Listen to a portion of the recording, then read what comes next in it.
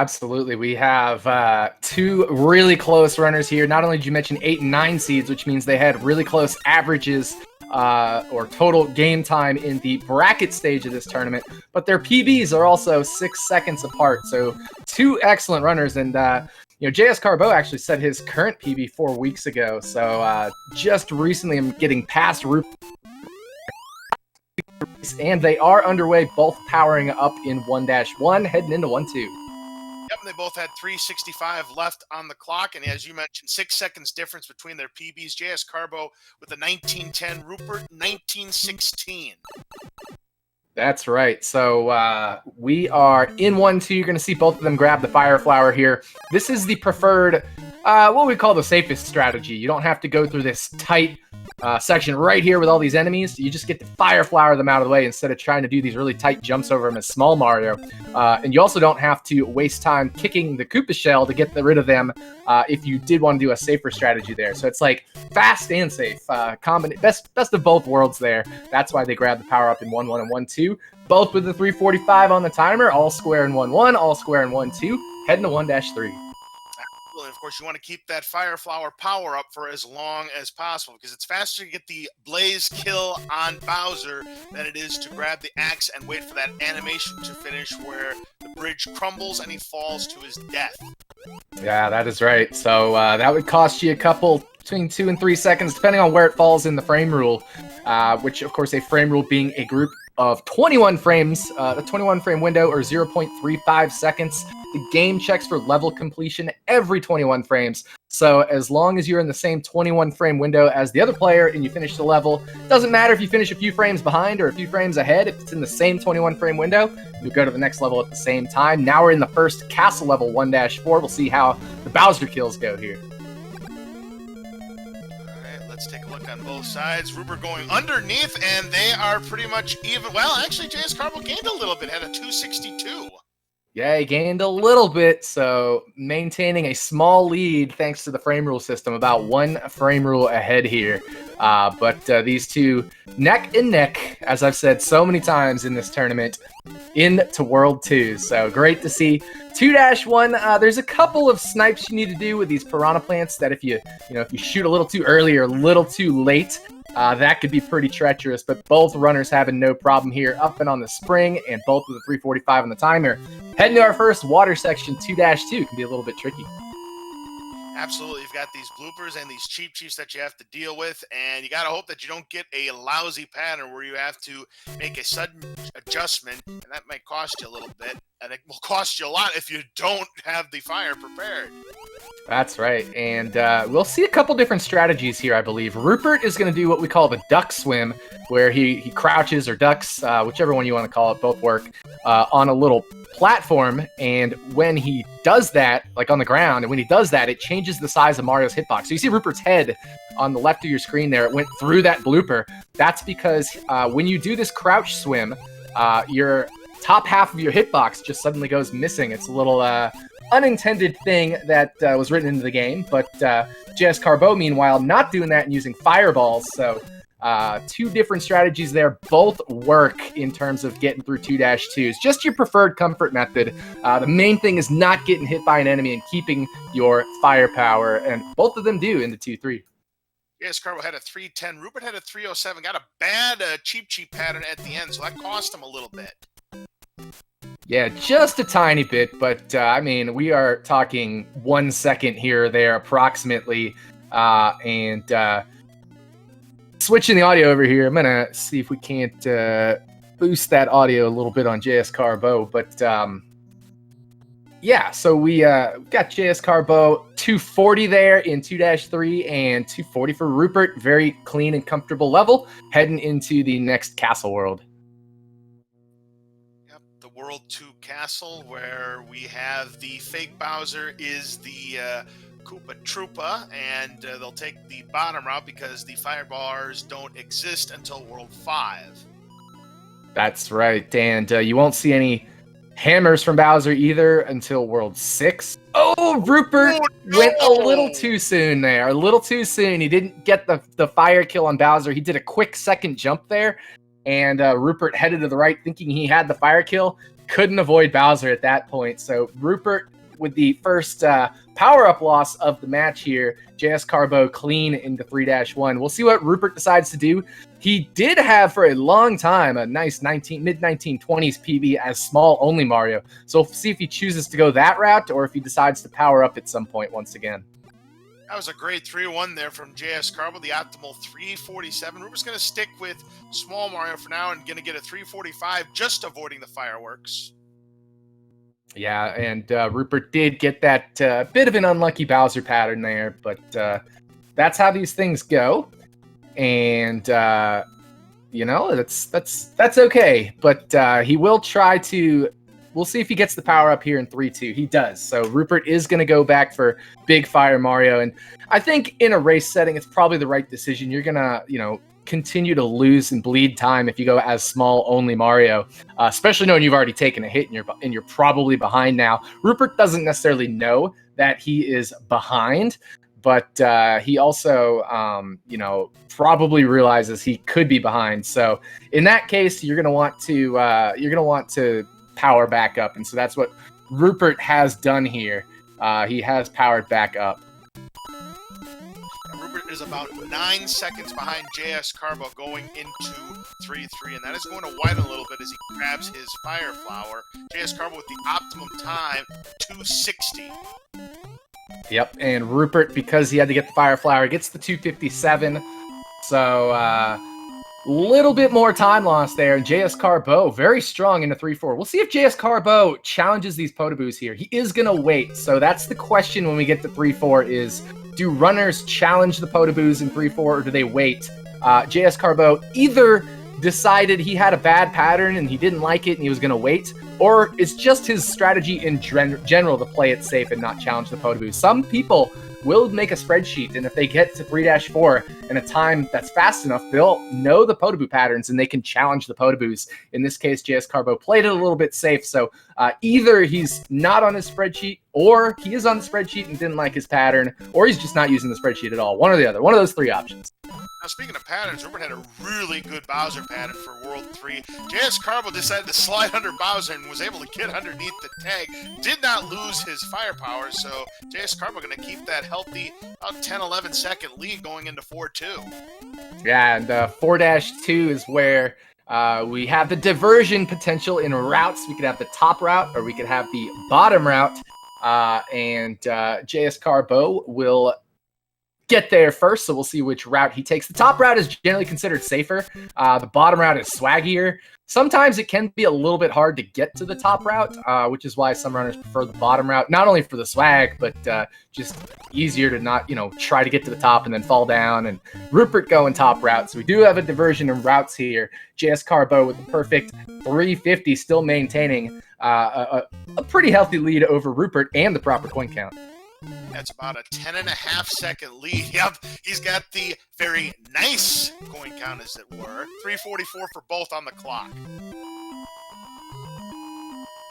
So 4-3 is an interesting level. There is a super awesome frame rule that you can get if you do not slow down in this level, and then you jump from a very specific 2-frame window off of this platform right there that jscarbo jumped from, and you will, when Mario comes to rest above that block, he will have 1 pixel above the block if you jump correctly from the 2-frame window there. That 1 pixel will allow him to accelerate and hop off the flagpole a little bit faster to gain an extra frame rule by saving 2 frames. Whereas if you were to miss that 2-frame window, Mario's feet would come to rest on the block, and he'd kind of mosey his way off the block, lose 2 frames, and miss that 21-frame window. So jscarbo did get the optimal frame rule in 4-4.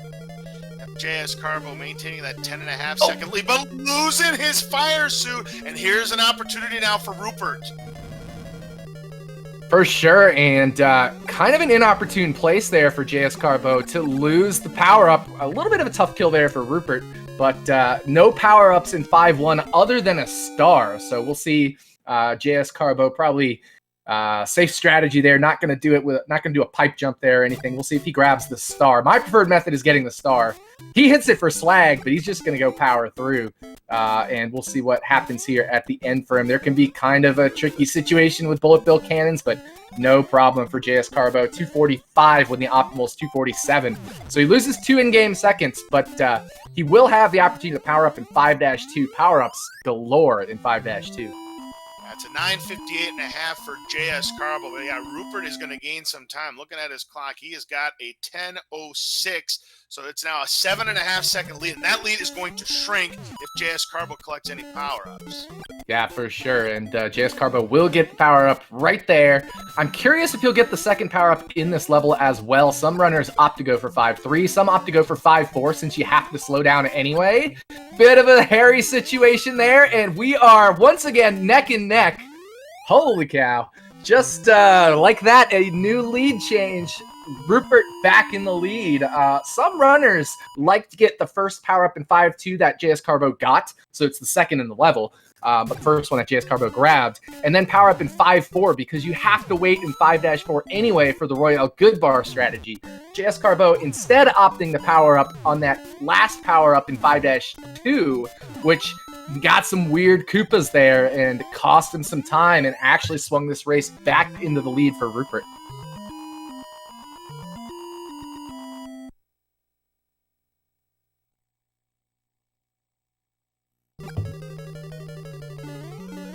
.4, so you see that hesitation right there. Roopert hitting the power-up block. Obviously not grabbing the power-up because he doesn't need it, but that's one way to guarantee good fire bars in this tunnel section.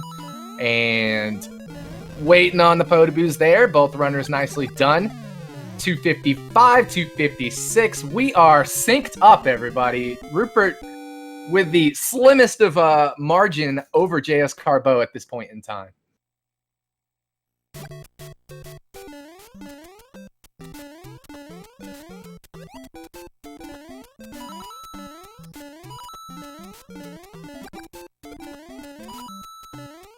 All right, we are in 6-1 and just running through the level here.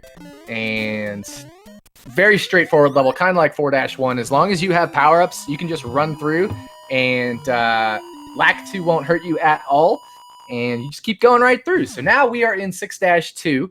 6-2 is one of the trickier levels in the speedrun, but I think for most accomplished Warpless players, it's one of the more fun levels in the speedrun because you get to snipe all of these piranha plants out of the way, and there's some fun jumps and some fun platforming. Definitely a nice technical level in terms of, you know, getting your sniping ability down. So if you're really learning Warpless and you really want to learn sniping, practice this level. Practice it a lot. It'll make you a very, very good Super Mario Bros. Player in the long run if you really grind this level and grind practice in this. So now into 6-3. Laws had to drop off for just a moment. We'll see if we can get him back here. LOZ Cards fan having maybe some technical difficulties here, but I'm going to take it for you guys at this point in time. We are in 6-3. 6-3, you can get a 256 on the timer. You don't want to get a 256, of course, because that 6 in the ones digit of your timer will make 6 fireworks happen.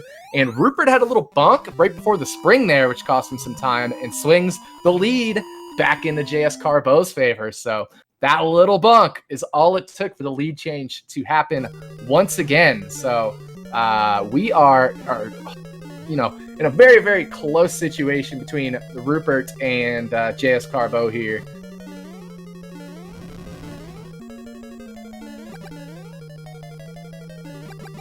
All right, very nice kills for both players. Roopert taking the level a little faster, and once again, almost synced up. Maybe a frame rule difference between these two. This is incredible.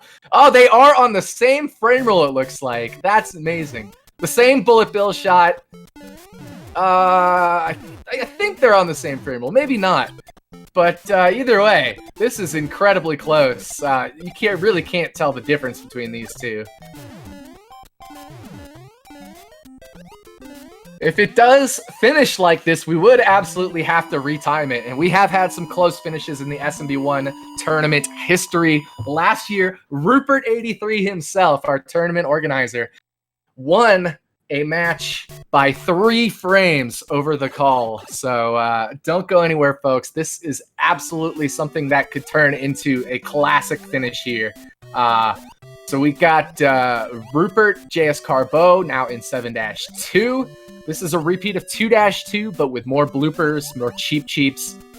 Makes it a little bit trickier with these enemies, especially in the bottleneck sections.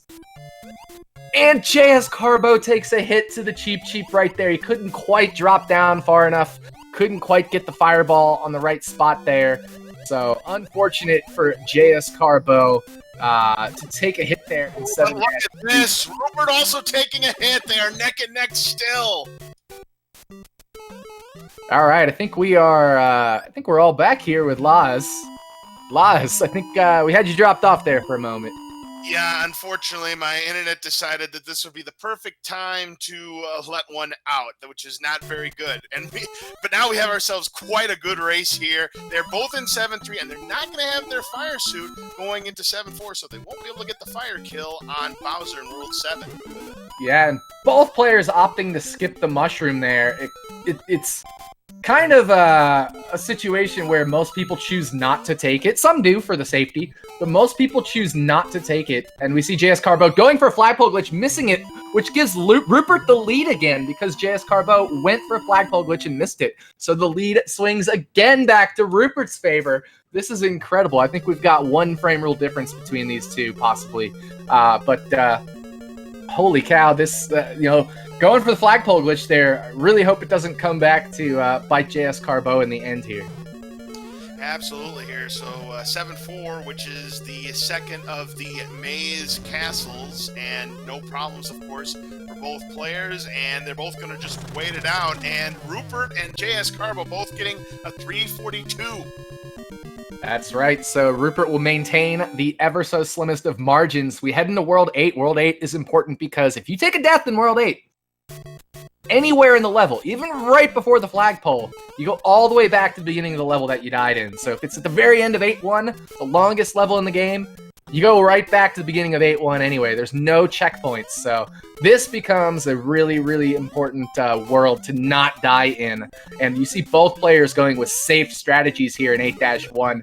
There is what we call the 80% strategies, where you do pipe jumps and jump off of the lips of these pipes here to go faster. But both players employing the safer strategies, which I think is smart race strategy. If you take the death, that could be disaster for your race. So Rupert maintaining the lead.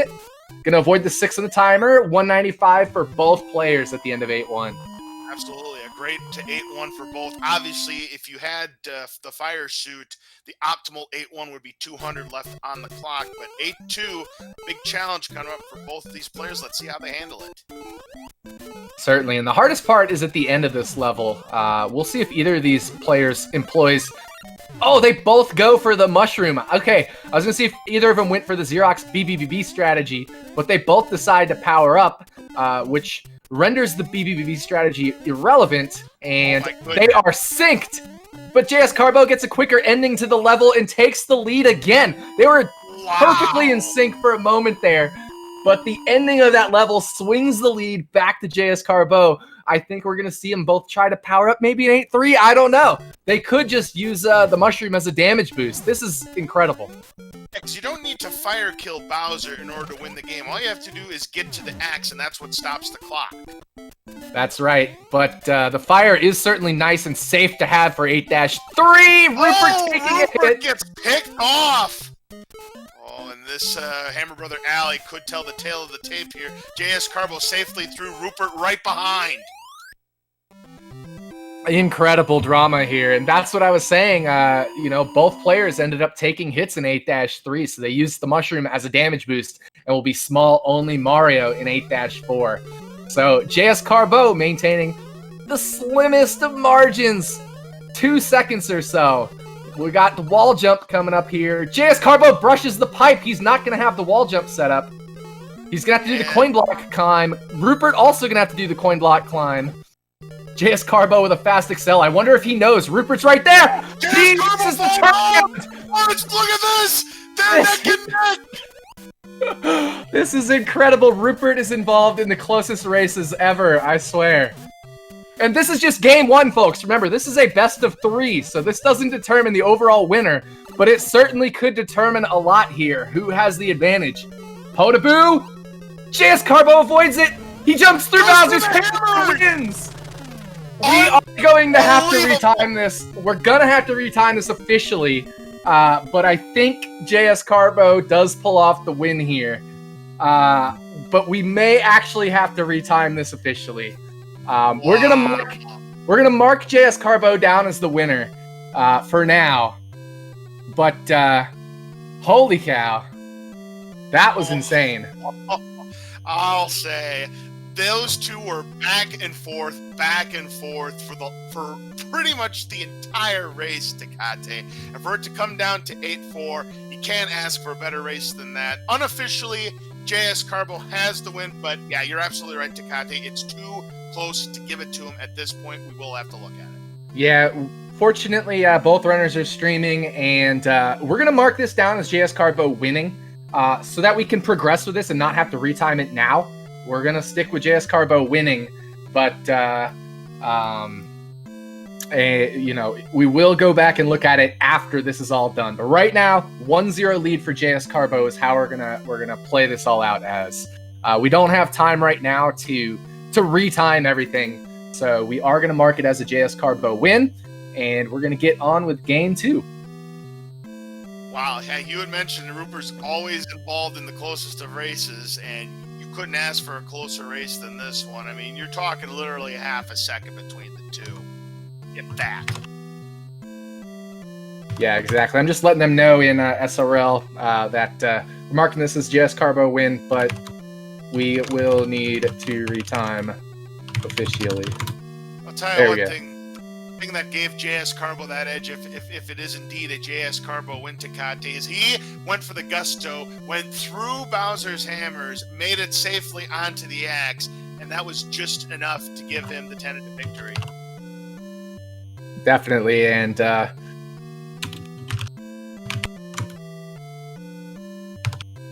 I'm telling you, Tecate, that jump is always risky, but I think jscarbo knew the situation that I was in right now. He knew he had to take a chance, just given, you know, how he kind of had a few bobbles in 8-4. He must have just had an instinct that Rupert was breathing right down his neck, so he had to take a chance there. And how many frames is that jump? That's got to be close to frame perfect. Which one was that? One where you jump right through Bowser's hammers. Oh, it depends on the pattern that Bowser gives you. I'm assuming jscarbo was actually watching the restream here, because that was so risky. I mean, he went for fast excel. He went for the frame perfect wall jump setup, which he missed. So I think he knew he and Rupert were neck and neck, and he went for all the fast strategies, but I'm not positive he knew. I think I would have just, you know, I mean, he had a small 2-second lead over Rupert. I would have gone for the 2-frame wall jump there if I knew I was 2 seconds ahead of Rupert. So I don't know. Well, it's something we get to ask jscarbo about in the interviews. Absolutely here, but if you guys enjoyed game number 1, hold on to your hats, folks. Game number 2, we're going to see some fireworks. I guarantee it. All right, so it looks like they are getting things set up.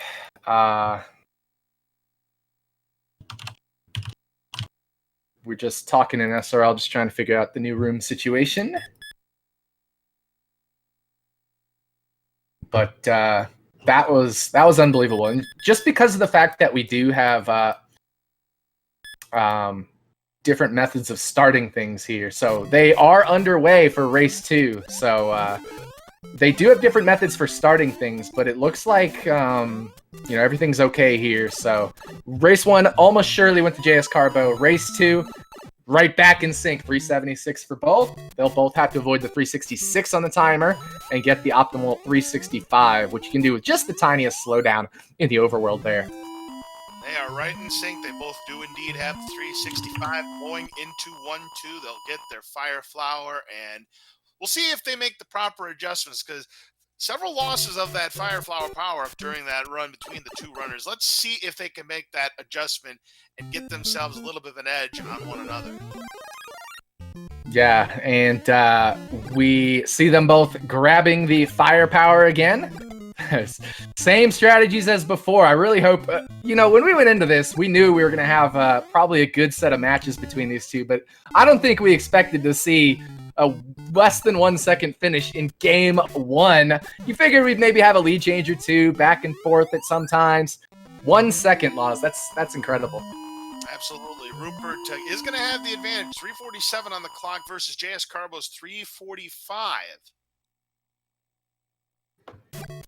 Alrighty, in 1-3, both players just going to run through the level. So, you know, Rupert going to maintain the slimmest of margins here. But, you know, the thing that's interesting now is Rupert's playing as if he's down 1-0. So we have to watch for potentially any strategy changes, decision changes, especially in the late game. Does Rupert go more aggressive if he's feeling like he hasn't had a good run, or does he just play his game? These are some of the things we need to watch out for. Rupert's one of those who just kind of sticks to his game plan. I'm curious if jscarbo will also switch things up should certain situations arise, but we don't know what those situations will be. That's the great part about this. It's a complete drama fest. 261 for both of them. A little different techniques on the Bowser kills, but they both get through it successfully. And yes, indeed, Rupert will keep that very slim margin of lead on jscarbo going into World 2. All right, in the World 2, once again, this level having a few piranha plants that you need to snipe out of the way, as you see Rupert and jscarbo both do there. Rupert going for a nice little fun turtle kill that is not needed, but always fun to do. It's always good to get extra kills in there when you can for the swag and the points. But no, points don't actually matter, but it's always fun to, you know, kill as many enemies as you can.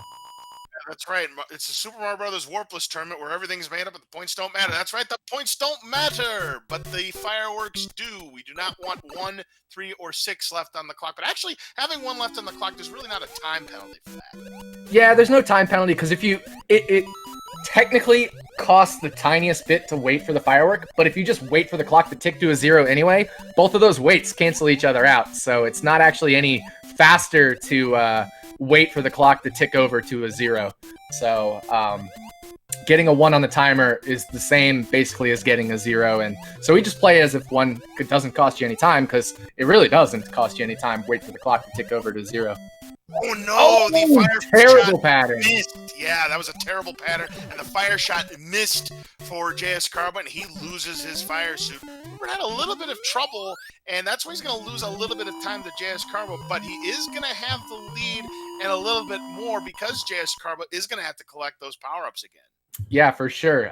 He had the lead and kept his fire suit here, so that'll certainly open up probably about a half a level lead by the time things are settled with jscarbo powering up here in 2-3 and also 2-4 is where you'll grab the next one. Got to watch out for that cheap. Well done by jscarbo.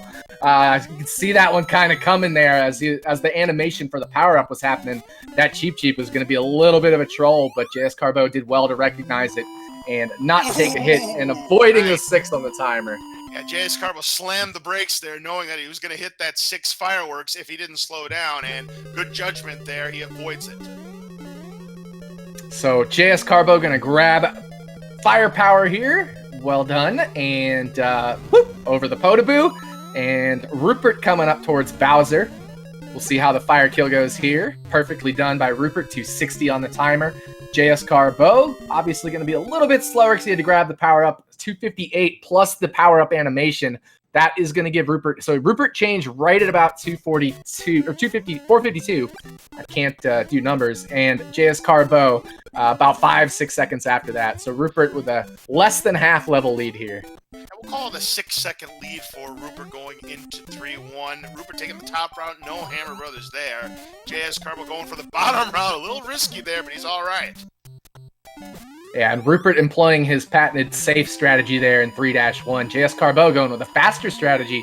Gonna make up about 0.7 seconds there, about 2 frame rules. Maybe even 3 since Rupert hit the bottom of the flagpole. So jscarbo closing the gap just ever so slightly. Rupert maybe down to, let's call it a 5-second lead now. A little bit more than a 5-second lead now for Rupert going into 3-2. So yeah, this is still anybody's contest. If we see a repeat of what we saw in game one, this could be the match of the tournament. We've already had in the group stages, or sorry, in the bracket stages, 3 sets of matches completed. All of those went 2-0 though. But even if this goes 2-0 and both are within a couple seconds of each other, it's certainly going to be the match of the tournament so far. But I know Stewie Cartman and Dash Retro had 2 really good ones. JT Knott and Dr. Mustache had 2 really good ones. So lots of drama here in the knockout stages of the SMB1 Warpless Tournament. We are coming up to 3-4 again. I know JScarbo is not going to be on the spreadsheet, and Rupert doesn't use a spreadsheet, so I think we're going to see double safe strategies here in 3-4. They both have an even 3-2 and 3-3. It was a 2:45 and a 2:60 left on the clock, respectively. Here comes World 3-4 with Fake Bowser Beetle. All right, Rupert over the first Potaboo. JScarbo waiting on it because he got a little higher Potaboo, so good safe strategies from both players there. Using the platform to his advantage to slow himself down, getting a good Bowser kill. JScarbo doing the same thing. They both have 258. 258, perfectly done. Yeah, that's how you want to kill Bowser on most of these levels where there's a platform kind of hanging up above Bowser. Get 2 early fireballs on him, jump into the platform, and get the other 3 fireballs on Bowser. Sometimes, if you're lucky, you can kill Bowser in 4 shots or even 3 shots on the rare occasion when your fireballs hit both of Bowser's hitboxes at the same time. You can get a double hit on Bowser there. Bowser has 2 hitboxes, and if you hit perfectly into the spot where the 2 hitboxes meet, you will get a double hit on Bowser, so you can kill him in 4 or even 3 fireballs sometimes. And JScarbo into 4-2 once again with the proper coin count. Rupert got the 1-up though. Absolutely. So JScarbo, yeah, just like in game number 1, has the very nice coin counter going into 4-2, and you would imagine that he'll keep that nice coin counter going into 4-3. That's right. We saw him do the same thing in game 1. He has a strategy here where he goes bottom route, doesn't hit any coin blocks, and Rupert going top route. So same as we saw in race 1, but the difference is Rupert's ahead this time. Last time JScarbo was ahead when we got into this part of the game. Time should be the same. They were at 350 going into the pipe, 344 grab versus a 344 grab. So the last several levels, these runners have been level pegging. I like it there. And 4-3 once again, the Sky Boots level. If you can do it without slowing down and hit that 2-frame window, you can get the Sky Boots. Rupert a little bonk there. He's not going to get the optimal frame rule. Now let's see if JScarbo can do it. He misses the bonk, so a good thing missing a bonk. You don't want a bonk. And he's going to try to jump from a very specific 2-frame window. Got it, and perfect by JScarbo there, getting the optimal frame rule. So he's going to close the gap a little bit more on Rupert. 2 probably frame rules there because of Rupert's bonk. Yep, absolutely here. Going into 4-4, the first of the Maze Castles. Pretty easy compared to the one in 7-4. It's never going to be a trouble for both of these runners. It's all going to come down to who gets the good Bowser pattern. Let's see what Rupert gets. Bowser kept creeping towards him after he turned, and JScarbo gets a fully backward Bowser, both getting a 347 on the timer. JScarbo could have gotten a 348, but he kind of had a little bunk right in front of the axe there. We call that the axe boss, but that allows Rupert and JScarbo to both get the 347. We're in 5-1. World 5 is where things really start to heat up, especially in 5-2. 5-1's kind of the calm before the storm, but 5-2, you start having random bullet bills, hammer bros. 5-3, bullet bills galore. 5-4, you get, really tough level there. So, World 5 is where the gauntlet starts. And they both have 2:47 on the clock going into 5-2. So Rupert going to keep up that 5-second lead.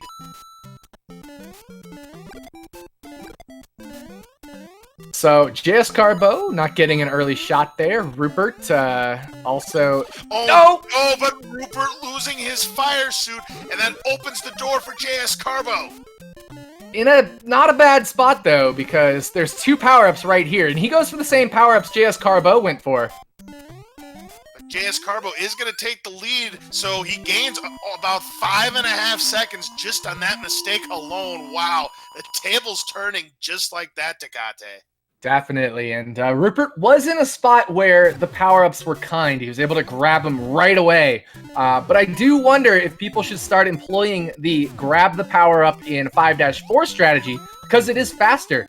And, once the second power-up, instead of grabbing both in 5-2, you don't need fire for 5-3. You don't need fire for the end of 5-2. But you do need to slow down in 5-4 anyway, right under where you grab the fire flower. So I'm wondering if the new meta going forward is going to be grabbing one power-up in 5-2 and then grabbing the second power-up in 5-4 as we go forward with future Warpless tournaments. Right, I get it, because both players had to wait there anyways for that fire wheel and the Potobos to get past so that you're not taking any damage. Let's see what happens. JScarbo and the sync. Both killed there in sync with the 256 versus the 255. Yeah, we're tied. Oh, yeah. We'll see when the level transitions happen. Oh, wait, I think we're on the same frame rule once again. Yes, so absolutely. Both of them doing little things to manipulate Lakitu there. If you go underneath the coin blocks there at the start of the level, Lakitu will throw an extra spiny, but by going up on top of the coin block there and jumping high enough, you'll despawn the first... Well, I shouldn't say despawn. You'll make Lakitu not throw a spiny there, which is the fastest way to progress through the level, is to make sure that Lakitu doesn't throw that spiny. Because if you go bottom route, he'll throw the spiny in the perfect spot that just gets in your way. So we are tied into 6-2. This has been an unreal matchup, LOZ. Oh, it absolutely has been, Tecate, between these two. And no matter what happens, I think you can agree that this very well could be the match of the knockout stage so far. No doubt. We've seen a lot of amazing moments in this tournament, and I think this is right up there in terms of amazing moments. And as of the knockout stage, I would say this is, so far, the match of the tournament. I mean, we've seen things... We've seen Niamek get a PB in all 3 races that he ran. We've seen some other really close finishes. We've seen some upsets. We've seen just incredible drama in this tournament. But this might be the most drama-filled best of 3 I have ever seen in an SMB1 scenario, Warpless setting. And it looks like JScarbo is going to get a... Well, no, never mind. Now Rupert takes the lead right back, as JScarbo had a little bit of a slip up there, 255 versus 252. Yeah, both players employing a little bit different strategies in 6-3, but unfortunately JScarbo with just a slight bonk there, but he didn't die, which is the main thing, and he only loses about 1 second. So both players going with a safe strategy here. This is a strategy to manipulate the fire bars. You're going to get nice and comfortable fire bars in this little tunnel section, and then it's on to the Bowser kill. This is where Bowser starts to throw hammers for the first time. Both players getting a little bit of lag. Rupert a little faster as well, 257 versus JScarbo 256. So Rupert blinks off at the end of 45, Carbo at the beginning of 47. About a 1.5 second lead for Rupert. Definitely going into World 7, it is now critical that these players keep their fire suit, because after 7-1, there's only 1 power-up available. We saw that come into play in game number 1. Yeah, we did, and 7-2 is where things kind of also took a turn in the last race. Both players took hits there. And we do have a question in the chat. Is there a reason to fire shot at the start, or is that button spamming? Both players are holding B at the start of a level. So when they're holding B, the B button is also how you shoot fire. And the reason you're holding B is to go as fast as possible to get running speed. So the game just automatically does a shot at the start of the level if you're holding B. We are in a 7-2. As we mentioned last time, this was a critical level. Both players taking hits in the water section of 7-2. We'll have to see if they avoid it this time. This is a repeat, once again, of 2-2. But lots more enemies, and the dreaded bad blooper can happen at the end of the level. Absolutely here. Rupert continuing to keep that lead. He's hoping that he gets that good pattern, and... Ooh, no! Rough one there. JScarbo now going to take the lead. Rupert going to keep the fire suit, but JScarbo in some trouble now, getting a bad pattern of his own. He will keep the lead, but Rupert has tightened it up yet again, and fireworks! Goodness, this is going to be neck and neck once again. JScarbo not getting the 3:02 on the timer, which he needed. That little celebration makes it less than a second once again into 7-3. One frame roll right now, Tecate, between the two. Yeah, oh my goodness. They are definitely on different frame rules as we watch. The patterns are different. But this is anybody's race at this point in time. It's all, oh no, Rupert chooses to go over the Koopa, and that bop sends him up into the Cheep, and that is going to cost him his power-up. jscarbo keeping power-up in 7-3. That is going to be a huge advantage, because if he can keep it all the way to Bowser, he'll fire kill Bowser, and as long as he doesn't take any damage, then he can go on to World 8 with firepower. Now jscarbo definitely in the driver's seat again. Tentatively, he is up 1-0, so if he holds on here, presumably he will win the match, move on to the quarterfinals. Yeah, at this point, it's just on jscarbo to not make any mistakes. He does get blocked by the the Bowser fire, and then one of them misses on his fireballs. But it's a little slower kill than he'd have liked, but he still gains time on Rupert. Rupert getting the 339, jscarbo 342, plus doesn't have to wait for the animation that we talked about with the bridge collapse and Bowser falling in the lava there. Currently, it's a 5-second lead for jscarbo. That is just one mistake. So if jscarbo, has a little bit of trouble here in World 8, that could still enable Rupert to get back into this one. But you gotta believe that Rupert, he's gotta go gutsy here the rest of the way. Oh no! I don't know if Rupert dropped an input there, because I'm pretty sure he knows you can't go under that Koopa there. I think Rupert must have dropped an A input there. Or just press. Wow! Wow. That is huge. If Rupert, if he does not take that unfortunate death there, we're back to even again. Yeah. Man. Yeah, that death is what cost Rupert right there. jscarbo, though, not out of the woods yet. 8-2 has some trolley moments. Of course, we know 8-3 can be really difficult, especially if you're not power up. So this is not over, folks. jscarbo going with the power-up strategy, ducking under the bullet bill. Great vision there to see that he needed to make that quick duck to avoid losing the power-up he just grabbed.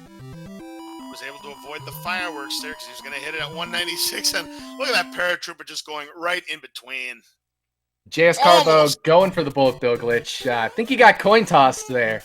So I think he actually maybe jumped perfectly and just didn't get lucky with what we call the coin toss. This game detects collisions between enemies and Mario every other frame.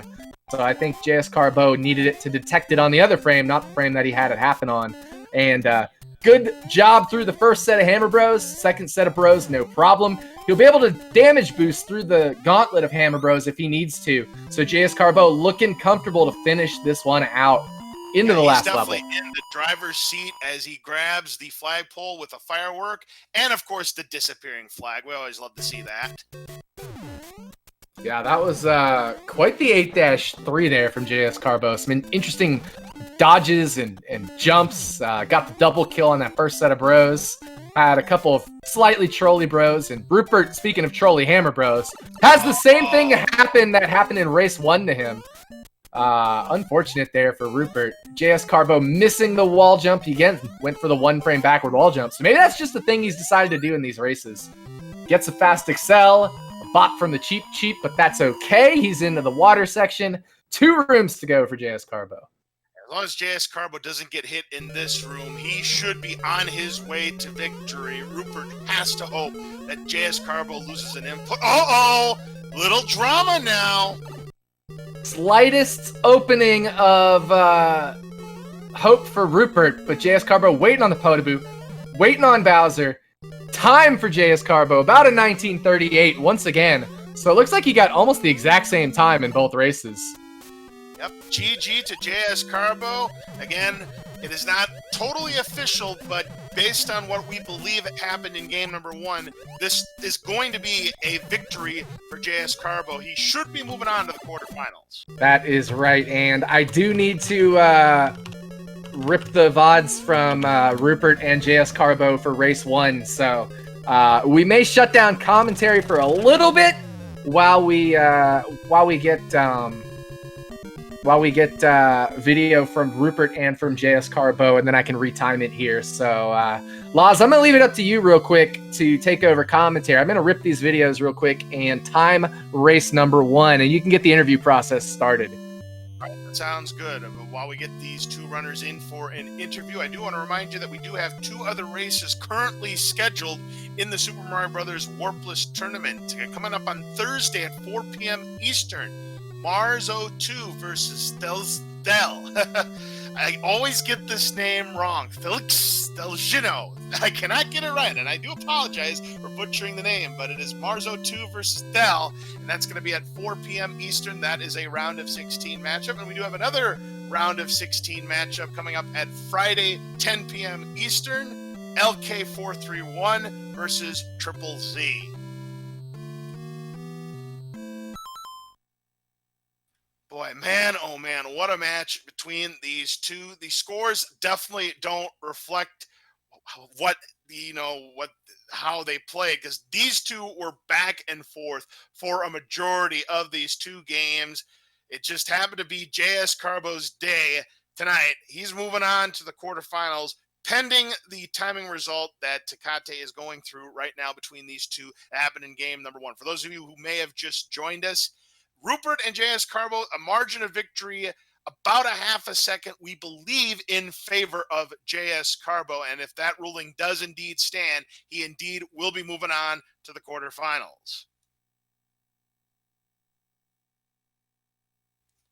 And we don't have our runners up for an interview just yet, but we hope to bring them up here very shortly. Now, looking at the bracket stages right now, it does look like that we have another preliminary match. Yeah, it looks like Xerox Fiend versus Scrimison is the last of the preliminary round matchups that is still on the docket. So, whoever wins that matchup faces the number 3 seed Jeremy MKW.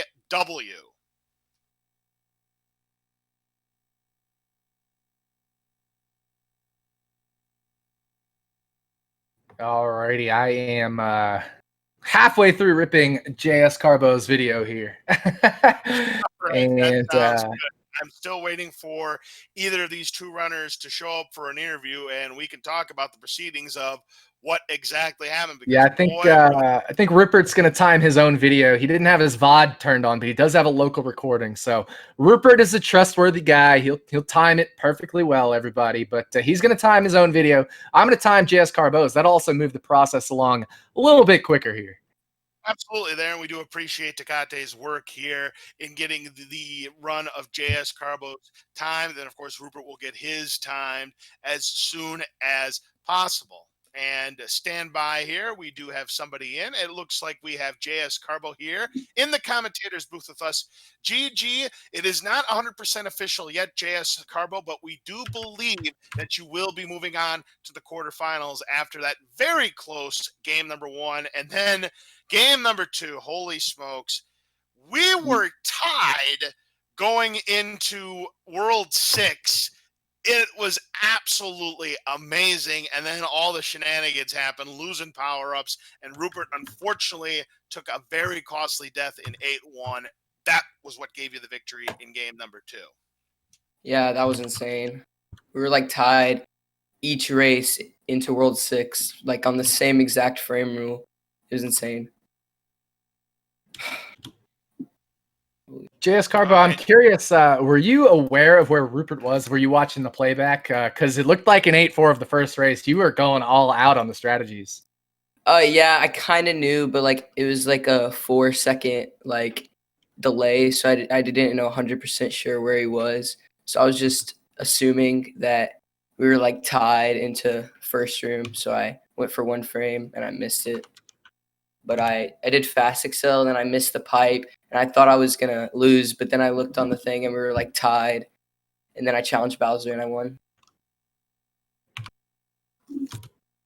Yeah, it was definitely a really good challenge there, jscarbo.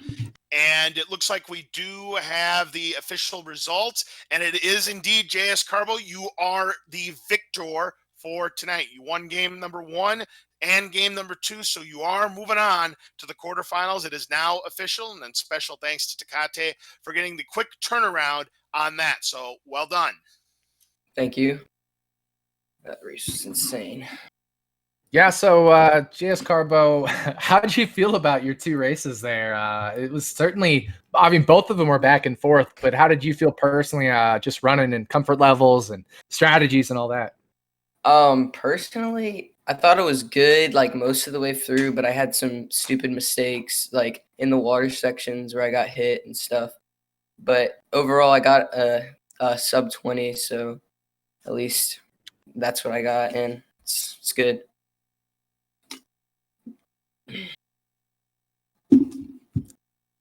Yeah, so you will be moving on. You get to face the winner of Stewie Cartman and some guy named GTAce99. Oh god. It's gonna be if things go according to plan, according to the seeds, which anything can happen. I mean, Cosmic had a tough race there as well, but I should say, sorry, I'm looking at chat here as well. I didn't mark Rupert as done, so my bad, chat. But lot going on. I was trying to time runs and stuff. But yeah, what about looking forward to the next match, either between Stewie or GTAce? Oh yeah, GTAce is really good. Obviously, has the world record. It's gonna be a really tough race against GTAce if he wins. And Stewie, really good too. It will be a tough race against him too. And it looks like we do have Rupert also here in the commentators booth with us. GG, boy, those were 2 very exciting races between the both of you. Unfortunately, neither one of them went your way. Yeah, I had some. That first one was pretty crazy, and like I had a few weird things go on in that first one. I for some reason I started to have issues with the middle of 5-2 where it's got that pipe and you got to go through that, and then the hammer braid that comes down at the bottom. Maybe I tried to shoot too late or something. I keep having that issue occasionally, and I got hit by the piranha plant there, so that was kind of weird. 7-2 kind of bit me, and I'm curious what happened in 8-1 of the second race. Did you think you could go under that Koopa, or did you drop an input? I think, let's see, what was it, over the one tile gaps? I might have tried to jump when I was over one of the one tile gaps or something. That's a really weird mistake for me to make, so that's not something I normally do. once I died there, and I'm like, my chances are probably not pretty good after taking that death. But I wasn't watching Carbo, so I didn't exactly know where I was at. But yeah, and JScarbo did have some mistakes in his World 8 run in game number 2. So if that death doesn't happen, we might have been talking about a very different situation. So it's just one of those things that happens. And it was unfortunate that happened to you at that particular juncture when you were down 1-0. But that's why you guys play the matches here. I mean, you guys, again, for much of both of races, neck and neck. And then for both of you in game number 1, you were both stumbling in different facets. Yeah. The pressure's on when you get to that point. I mean, JScarbo, you went past the pipe a couple of times. Yeah. And that nearly sealed your fate there. And that's when you had to go for the hammer jump on Bowser. Because if you don't do that, Rupert probably snipes you. Yeah. Did you jump through the hammers on the first one? He did. Yeah. Ooh. That was literally the difference, was jumping through the hammers versus waiting. The thought crossed my mind there in the first one. The thought did cross my mind, but I decided not to go for that. But of course, I didn't exactly see if I would have been able to make it through that or not. But yeah, I generally don't go for that. But I don't know if you all noticed Uh-oh, Rupert just dropped off. Oh, everybody's dropping off. What is going on here tonight? I don't know, but we got the internet wobbles here today. But yes. So we do have, before we wrap this up, we do have some other matches scheduled. Oh, there's Rupert. Rupert, welcome back. Oh, yeah, it disconnected on. I don't know where it cut me off. For some reason on my phone, it disconnects me for some dumb reason. What were you saying? I can't remember. Oh, I was asking if you all saw what happened in 8-4 in the last room on the second race where I missed the jump out of the pipe. 8-4 on the second race where you missed the jump out of what pipe? Yeah, out of the last pipe in the final room. I missed that jump and I brushed up against the pipe and I did like some backwards jump and somehow luckily made it under. Got through the photo booth. Yeah. So we had 2 races between you guys where both of you were literally tied at various points late in both races. I think this is, even though it was another 2-0, so all 4 matches in the knockout stage have been 2-0 matches. We haven't gone the full 3 games yet. I can safely say this was the match of the tournament at this point. Drama all the way to the end, but Rupert, I know you're out of the tournament, but still a long way to go. And of course, as the organizer, first we want to thank you. Second of all, how'd you feel about your tournament this year and just the tournament overall? I mean, overall, I felt it went pretty well. I mean, I won all of my races in the group stage, and of course, I lost both of the races here. But I was, very competitive in both of them, and one was really, really close, and the other one. It just didn't go my way, but I feel like, I played pretty competitively, and I can't be disappointed with that because everybody in the bracket stage is really, really good. So there's no easy matches in the bracket stage. So, but I'm happy to have made it this far. And again.